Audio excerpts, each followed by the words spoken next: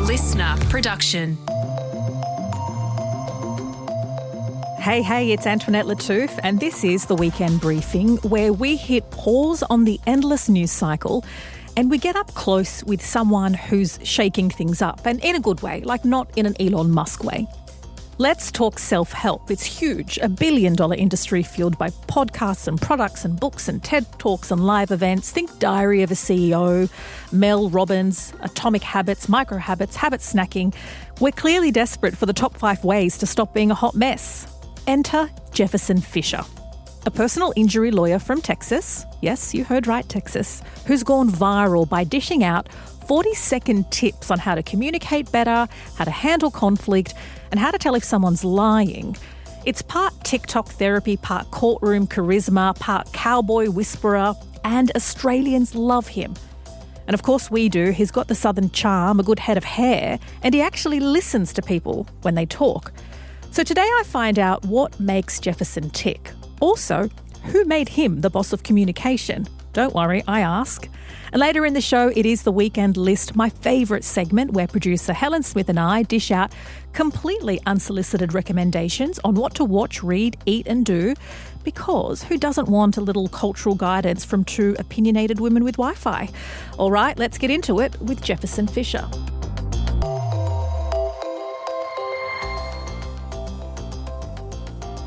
Jefferson, welcome to the Weekend Briefing. Thank you so much for having me. I'm honored to be here. So your 40-second videos on communication have made you a hit. Did you ever imagine that being calm in a vehicle would resonate with millions online? No, it is wild to me still to think that this has all happened really from the front seat of my car, where anybody who drives a car, it's that same exact seat. And this is where it's landed. No offense, but like in Australia, when I see car monologues, a bloke posting on social media, usually it's a red flag. Because I think, oh my God, is this going to be a conspiracy theory or what is it? Really? But yours seem to be an exception. Well, in Australia, when guys are filming from the front seat of their cars, usually they're saying all sorts of strange things, usually offensive. So I don't know what it is with you. Is it the lighting, the legal degree, or the Texan charm? Maybe it's because y'all are sitting on the wrong side of the car. We sit on the... That's probably it. Maybe you should try sitting in the left side. That's what I thought. It's a lot easier. It's a lot more happy over there. It came a lot from my trial practice. I'm a board certified trial attorney, so I've practiced law for almost 12, 15 years, and I've always loved communication. I've always had a gift for it, and it was really just a sense of what can I share with the world? What can I share with my kids if I were to ever somehow leave this earth? What was going to be my legacy? And it was really as simple as that, just getting out my phone and being okay with being embarrassed there for a little bit. And then you find that people find value in it. They ask you to make more. And it's just been truly a passion for me to help so many people. So you've helped guide millions through sticky conversations. And what do you think people are most desperate for? Is it for clarity? Is it for confidence? Or for someone to tell them exactly what to say in a tricky conversation? I think it's a sense of the videos I make, it has this sense of, hey, I can do that. Yeah, I could do this. They're not concepts that are unfamiliar to them. They've heard these concepts before. I just present it in a way they may not have thought about it.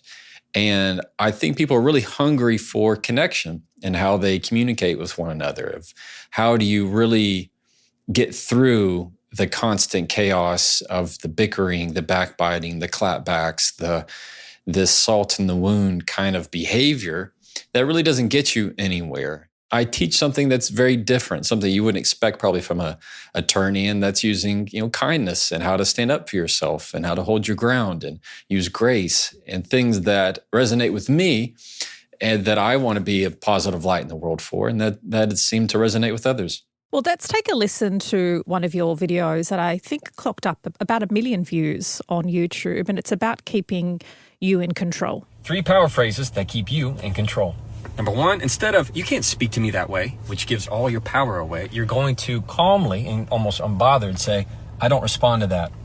Here, you're keeping all the power by saying, if you're going to talk to me, you will change your tone. Number two, instead of, I'm still talking, or excuse me, I'm not finished, which gives all your power away, you are going to calmly say, I cannot hear you when you interrupt me, which keeps all the power and says, if you want me to listen, you won't interrupt me. And number three, instead of insisting, that's not what I said, when you're in an argument, which gives all your power away, you're going to ask the question, what did you hear? It keeps the power by requiring them to show evidence and puts the burden of clarity on the other person. And that's how to keep your control. So, some real talk here. Do these techniques work on your children? They do, but it depends on your tone, right? You how you're going to talk to somebody who's maybe your manager or somebody, a coworker, is going to be different, of course, how I'm going to speak to my 7-year-old or my 5-year-old. But the concepts are very much the same. You're showing them where the boundaries are. You're showing them where their line is and where your line is. And argue less, talk more has become something of your mantra. But what does that actually look like in real life, especially in tense situations or when you're confronted with someone who, to put it lightly, actually deserves a bit of a verbal lashing or is being antagonistic? Yeah, the whole line of argue less, talk more is so that I want people to have less arguments, or at least see arguments as something, not as something to win, but more of something to unravel and things that they can actually have conversations about. So turning what could be conflict into more of a connection where I can speak down to you and we can have a productive conversation. Now, that does not mean that you're going to walk on eggshells. It does not mean that you're going to be a people pleaser and you always give deference to somebody else. There are some people, you should put them in their place. But I like to say is before you put somebody in their place, make sure you know where yours is first. So you have to make sure that when you are putting someone on the spot, what we would say in Texas, right, is we're going to run somebody up one side and down the other, meaning I'm putting you in your place when I'm talking to you, is that you do it from a sense of calmness, not when you're triggered. So not out of pain, but of peace, where you've already made up your mind how you're going to feel. You've already made up your mind and you feel centered, you feel grounded. That's when you can tell somebody where the consequences irrelevant to you. It's you communicating with them. You've already made your decision. That's the difference rather than just yelling and fighting just to do it. Also, going back to that argue less, talk more, aren't lawyers paid to talk less, argue more? You'd think so. It depends what you do. So there are some attorneys who do bill by the hour. And so I guess the longer they go on arguing, the better. But it's not really so much so in the legal world. You think, oh, you're an attorney, so you should want to win every argument. But that's not how it is. Now, I can't choose my client's facts. I can't choose the law that applies. I can only give weight. I can only advocate. I can only give them a voice. Because there's still rules of evidence that apply. There's still a judge. There's still a fact finder, or it could be a judge or a jury. And so it's the jury looking at the evidence and applying those rules to come to a decision. I can only advocate for my position, but I can't necessarily win it. It doesn't mean I argue more. It's more me advocating on behalf of my client to speak up for their needs. And I guess your practice in the law has meant that you have a pretty strong radar when it comes to the way people communicate, or particularly when they may not be telling the truth. You said there are a couple of words liars use that are a huge giveaway, or people who aren't being forthcoming with the truth. What are they, and what makes them a reliable red flag in conversations? Well, anytime I'm deposing someone that most of the time I have the evidence or I know they're going to be lying. Liars will also use a uptick at the end of their words. So you might accuse them of something so like you would say, were you at the store yesterday? And they might say, the store? Like me? Would I do that? I wouldn't do that. So they have this sense of trying to question you.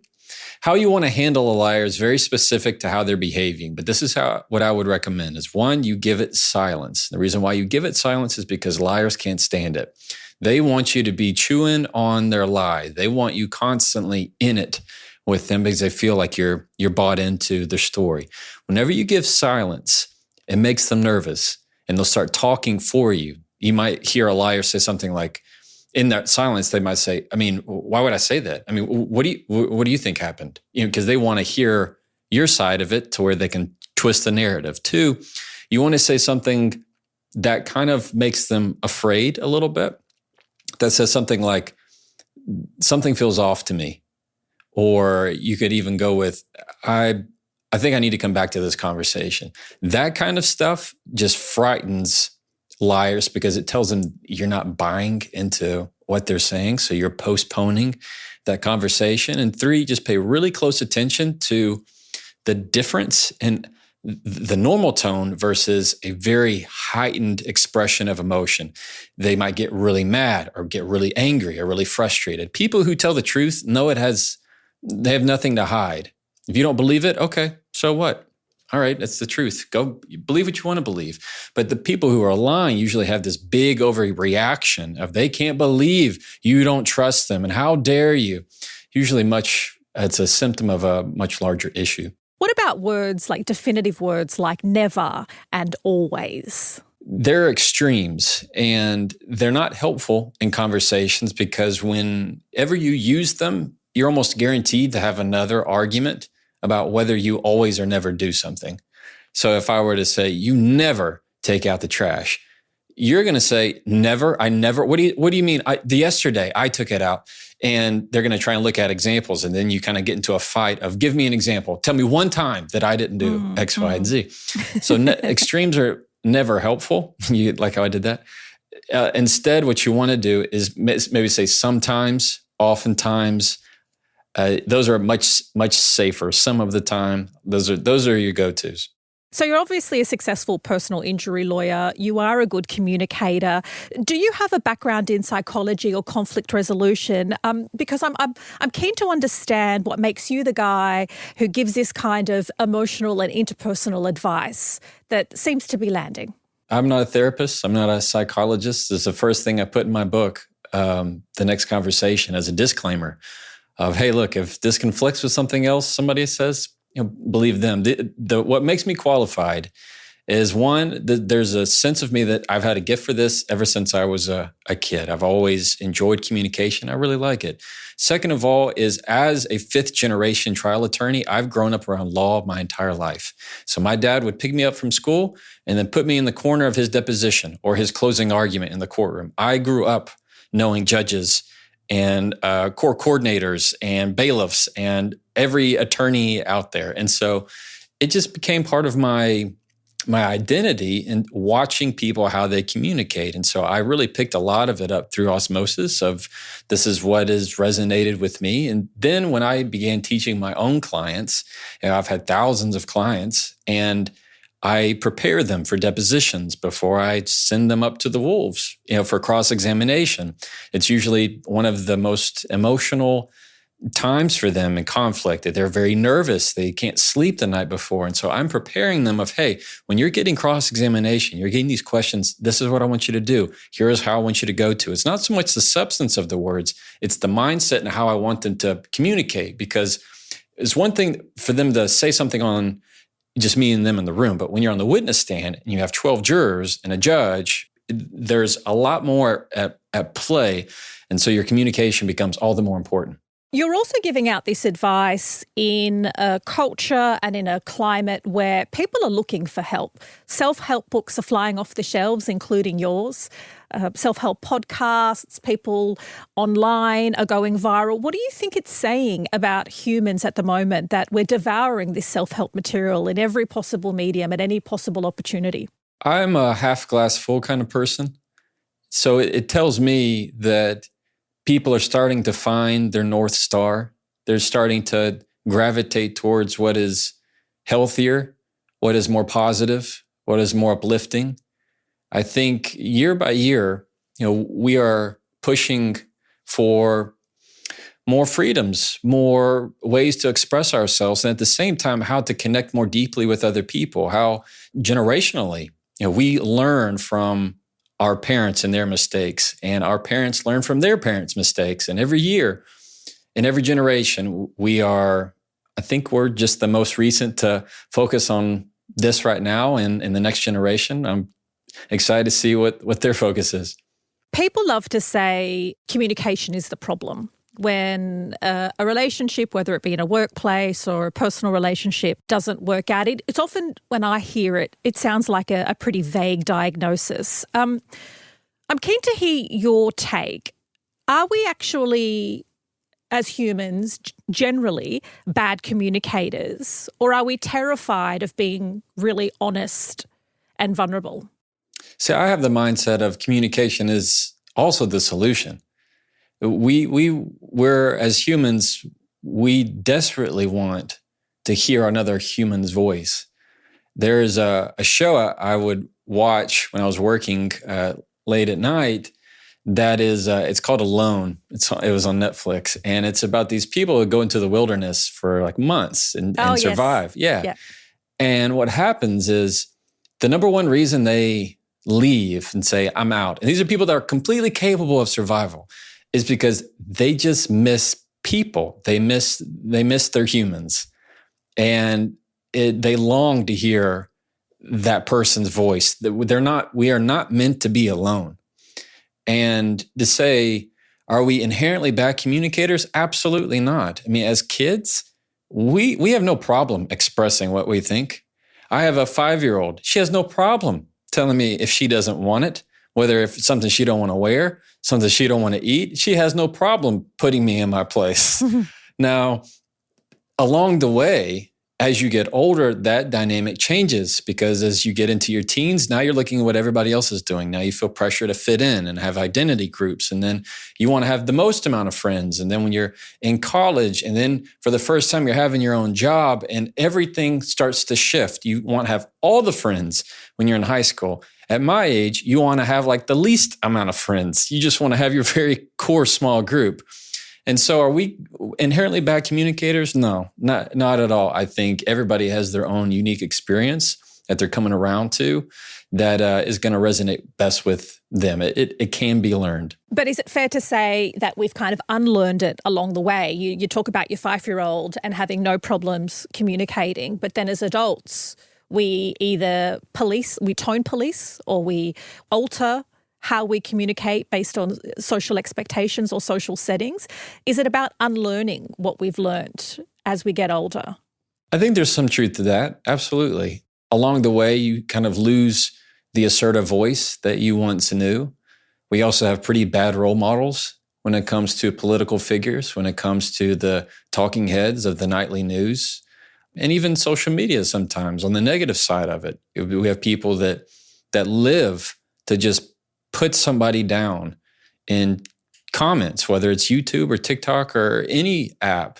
There are people that just live to troll somebody, to make fun of them from the silence of a keyboard. Maybe you could blame it on COVID, just the disconnect. There are people who don't know their neighbors, even though they live right next to them.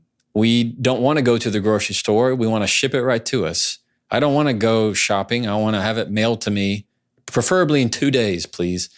I mean, at least here in the United States, we had these communities that were around like courthouse squares, and that's how you got news. Senses of just how you communicated, how you got news was people traveling by in your town. And now it's instant, and now it's distant. And so there's a part of that where we miss the human feel connection to it. So part of it is, we've unlearned it. As your videos began to spread and you developed a following, how did you determine what your next topic would be about? I'm keen to know just how much the online community helped feed or were craving particular guidance. I listened a lot to what they asked for. Bulk of it, especially at the beginning, were videos that all revolved around what was happening in my day. So if I handled an opposing attorney on a case and he was really rude, and I got off that call and I'd think, okay, well, how can I teach them how I handled this? Or when I am preparing a witness for deposition and this client, she's very nervous, she's shaking, she doesn't know how she's going to act calm. What did I do to help get her in the mindset of using her breath and feeling confident going into that conversation? So I used a lot of my daily tools that I teach my clients. And then over time, it became people just saying, hey, would you make a video on this? Would you make a video on that? And me going, yeah, I could try it. Let me throw it at you. Here's what I think. And then they would go on from there. A lot of people say they struggle to say no or set boundaries. What's your tips on how to manage that? It's because they are most often afraid to disappoint people. There's a people-pleasing mentality to it. If I say no, are they not going to like me anymore? They're just afraid to disappoint people. And often when you're afraid to disappoint people, you're feeling their feelings for them. You are deciding that you're so important in their life that they couldn't possibly bear at the thought of taking some kind of bad news in your life. And the truth is they're going to be okay. And it also depends if it's a no on a boundary side, they're just not sure how to word it, or if it's a no, saying no to that invitation, or that go to that networking party or go with some friends. They don't know how to say no to certain things. It's a matter of knowing the right formula and structure that can then give it to you to create your own.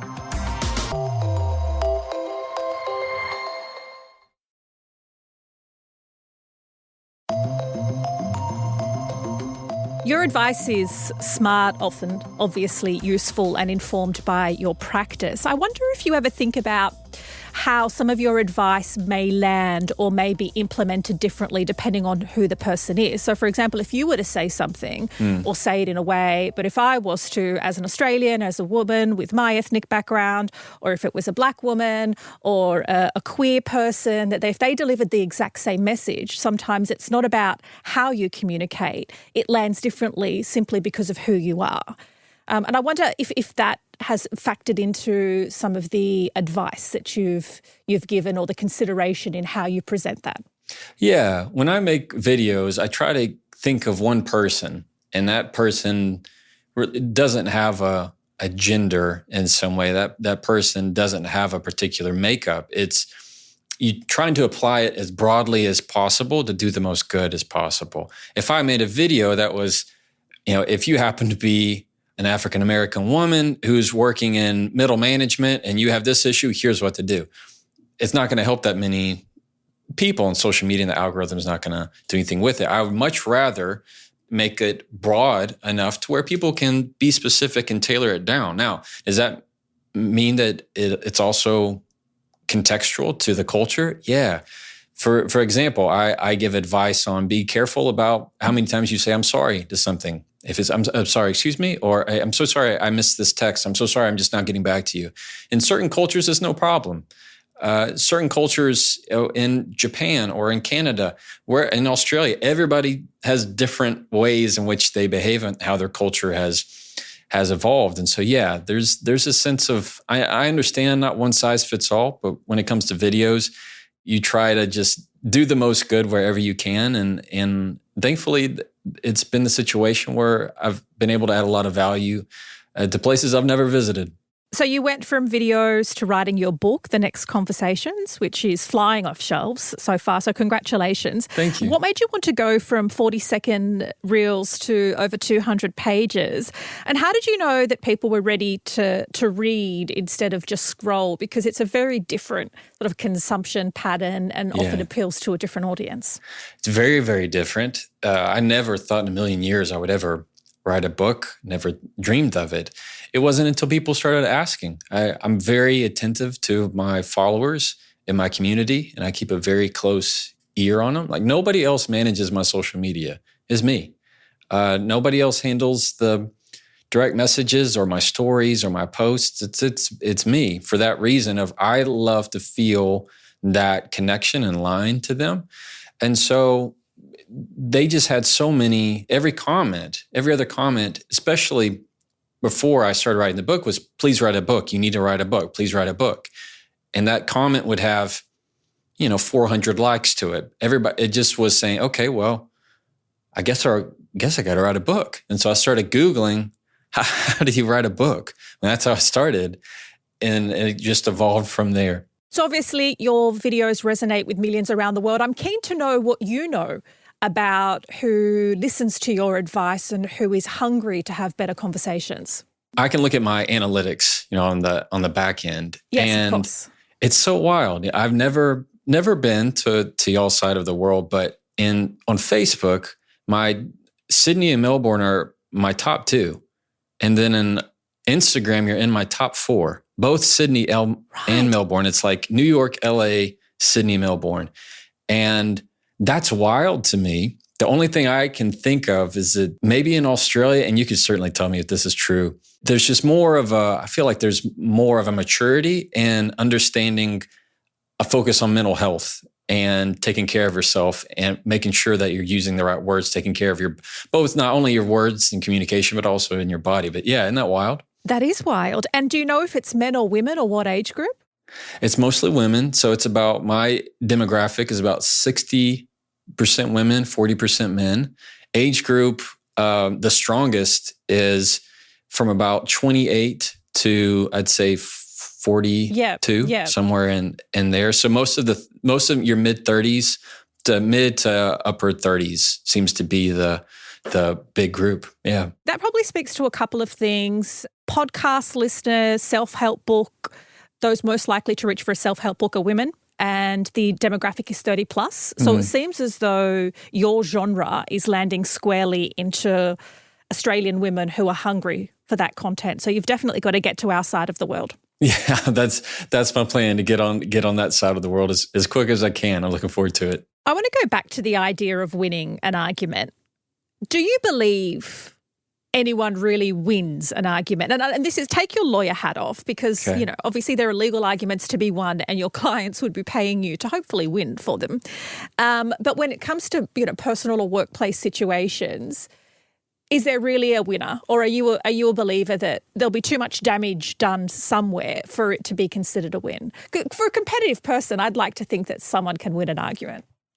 Yeah, I'm of the mindset, not only do I say never win an argument in my book, of course, I'm of the mindset that you really don't win one. There's no really tally sheet. All you do is, if you've won anything, you've won to be the first to apologize, most likely. Now, there's a difference of if you're with a friend and you're arguing over, who the name of that actress in the movie that you're watching. And you're like, no, that's so-and-so. And they're like, no, it's not. It's so-and-so. Now, if there's a determinative answer as to who that actress is, yeah, there's somebody who's right and who's wrong. But when it comes to issues of the heart, when it comes to matters of trying to communicate with one another, when you say one thing and the other person saying another, there's not such thing as a win, but there is such thing as understanding. There is such thing as connection and acknowledgement. And when you set out to win an argument, what you're typically doing is, I'm trying to prove my point and shove it down your throat to where you just accept what I say to the exclusion of everything else. And oftentimes it doesn't happen that easily, right? So instead we have personal attacks. We might criticize their intelligence, or we might say they're an idiot, or you always do this, you're just like your dad. We say things when we get frustrated enough to where we know our logic isn't working, our choice of words isn't working. And so when we instead attack the other person, and then it just starts to spiral down to a really bad place. What's your favourite bit of advice at the moment for a good conversation? If you were to leave me or leave us with one bit of advice that you're trying to implement as often as you can, what would that be? Yeah, whenever you find that you're at odds with somebody, that you disagree on something, rather than saying, I disagree, or nah, that's not true. Instead of having that headbutting, you're arguing their point. What I want you to do is argue their perspective. So that means you're going to use the phrase, I see things differently. I see things differently. And the reason why that works is because you're talking about what you see. I could also say, well, I take another approach, or I have a different point of view. Things that you're discussing viewpoints and what you see and what you're looking at, rather than saying where they're standing and what they're seeing is wrong. So that often will lead to a much better conversation every single time. Thank you for helping me see things differently. Nice. Yeah, I like how you did that. That was great. That's Jefferson Fisher, and if you're not already following him on socials, he's easy to find. His book, The Next Conversation, is on sale at all good bookstores.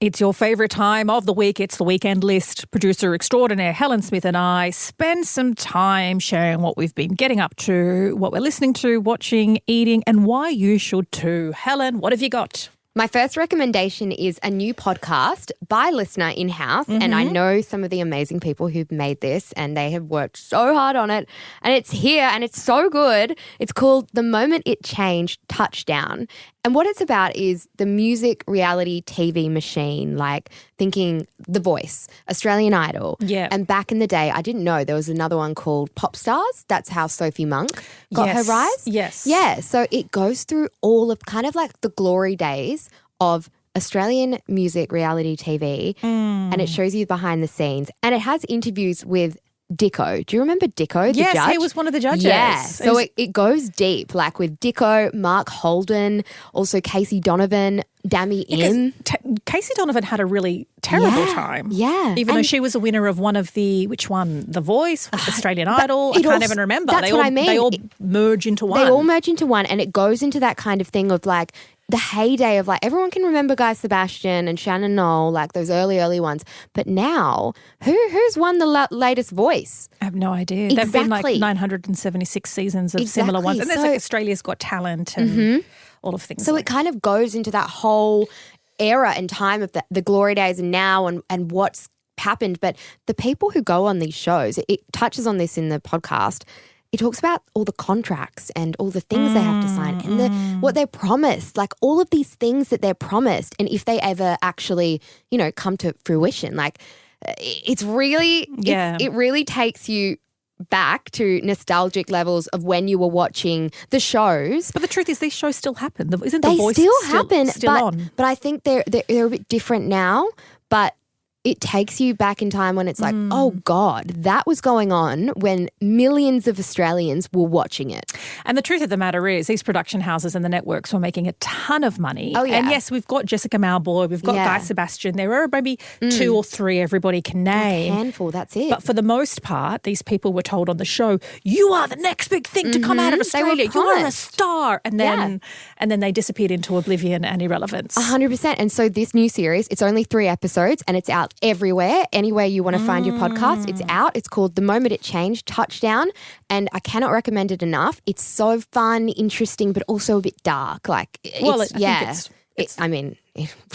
been dark for these artists. 100%. So one of our recommendations comes through a listener. We put a call out on Instagram, Running Owls. Thank you for responding. She has recommended Dairy Girls. At first I thought it was Dairy Girls and I was like, I don't eat dairy. This can't work. It is a British produced period drama set in Derry in Northern Ireland. It gets 99% on Rotten Tomato. I haven't watched it, but you know a little bit about it. Yeah, I've watched a little bit of it and it's so bloody good. Like, it goes off on TikTok as well, but the actresses in it, like some of the lead females in it, are so strong, and it also highlights their accents, their Irish accents, which not a lot of TV shows do. Yeah, right. And it plays on so many themes throughout, high school, these girls that are quite rebellious, going to a Catholic school, and that Catholic kind of upbringing that a lot of Irish people have. And this is against the backdrop of a national conflict. Yes. So it's such a good show. It's so funny. They make such good comedy out of quite dark themes sometimes, but it's just like the high school experience in Ireland. I'm obsessed. Yeah, and so it's based in the mid-1990s during what's called the Troubles, and this period was marked by tense military presence and ongoing conflict. That's Northern Ireland with England. You can catch it on Netflix. That is Dairy Girls, Derry, not Dairy Girls. Yes, not the lactose queens, lactose intolerant queens here. No. My next recommendation is to check out your local state library. I went to Melbourne recently and I love going to different city state libraries, and I went to their Melbourne one, which is known for having it's such a gorgeous building. But I was like, oh my God, I need to check out, Sydney's or New South Wales. And there's so many amazing state libraries across Australia that are free, that have free tour guides as well and free programs. There's a lot of free events that go on as well. So I was like, oh my God, I just forgot. Like, forget about the state libraries. Yeah, it's so beautiful. Question, so great. Did you touch a book or pick up a book? Because I find when I go to state libraries, I'm like, I'm loving the architecture. This is so nice, and the free Wi-Fi, but I don't touch a book. I didn't touch a book, but I appreciated them. Yeah. I looked at them with my eyes. Yeah. But I'm more of a audio girly That's anyway. right. That's so, true. That's true. But it was actually gorgeous, and they did have really cool old books on display, which a lot of the state libraries do. And I know that they actually can rotate historic books around Australia. And there was actually a time where they had an original Shakespeare at the New South Wales one. Oh, okay. Ages ago. So you're probably not allowed to touch that one. No, you can't touch that one. Yeah. But there's always like free events and lots of stuff going on at these state libraries. So yeah, if you're looking for something to do that's free and kind of a bit more cultured, like get off the screens, check out your local state library. I do love that. I also have a podcast recommendation. This is an independent podcast. It's by award-winning journalist Osman Faruqi. Shout out Osman. He's a friend of mine. And Scott Mitchell, who used to be the executive producer of the 7am podcast. They've launched Lamestream, which is deliberately, lamestream media. It's a deliberate play on, legacy institutions, because it has a podcast and a newsletter, and it's looking at the challenges facing the Australian media. And that means things like declining trust, declining audience, especially younger people, how legacy outlets, including the ABC, have shifting priorities, and in many ways they argue abandoning young people.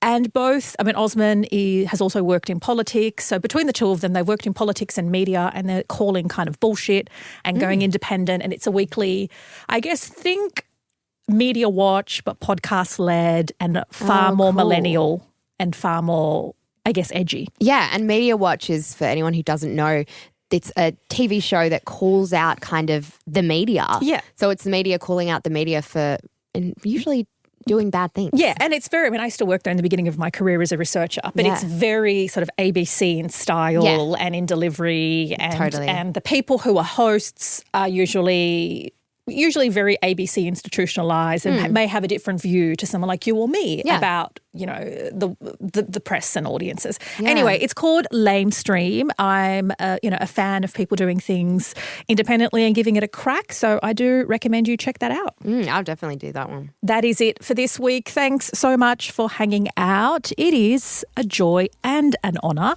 to spend this time with you. And I would love to hear your thoughts on Jefferson Fisher. To be honest, I went in a little bit sceptical, and I came out going, I learned some stuff, and he's really charming. And maybe you don't need to be a psychologist or a conversation expert to give out some of the advice he's given out. But I'd love to hear your thoughts. And while you're at it, if you want to rate and review every episode, you can do that, because I have faith in you that you are generous and you want to. That is it for this week. The team will be back in your headphones next week with the headlines and a fascinating deep dive. Take care.